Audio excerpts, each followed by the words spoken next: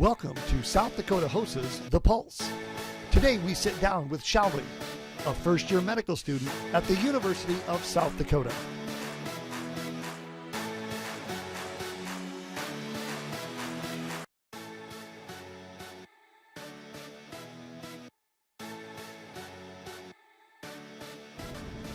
So I was actually born in Japan, but I moved to South Dakota when I was pretty young, and I went to Harrisburg High School.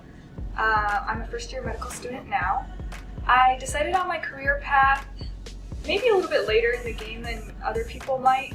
In high school, I think I knew I wanted to do a health career kind of position, but it wasn't until I started to dive into these experiences in college that I kind of solidified that I wanted to do an MD program. And so my first year in college, I got a position as a researcher, I got a position as a caregiver, and that kind of helped me solidify that I wanted a little more patient contact rather than staying in a lab, and that's how I ended up here.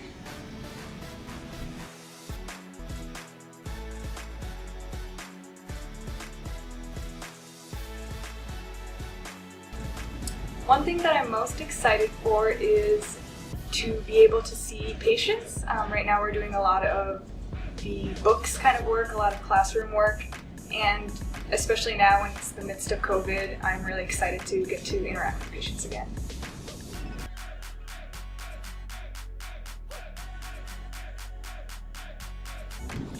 So I'm not sure if there's a good answer to this because I think I'm still kind of figuring it out myself.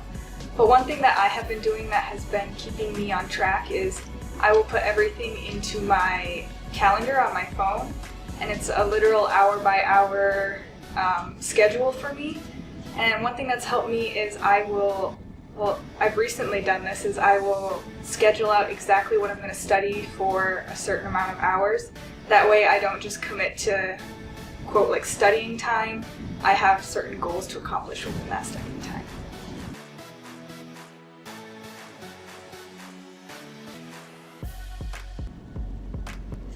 So the typical process is that you would take your MCAT, which is a big standardized test to get into medical school.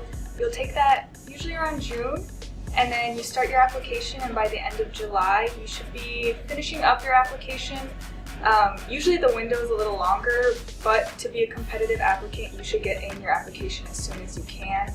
And the entire application cycle is nearly a year long, so it's a lot of waiting, but it'll be worth it once you start your interviews.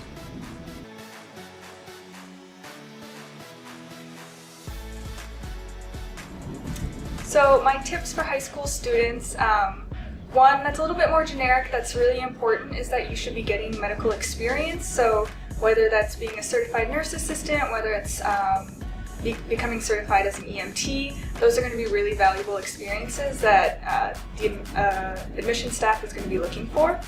Another advice that's outside of kind of career experiences is to get to know your professors very well. Your letters of recommendations are going to become very, very important, and if your professors don't know you, you're going to end up with a very generic letter. So get to know your professors and get a lot of real world experiences.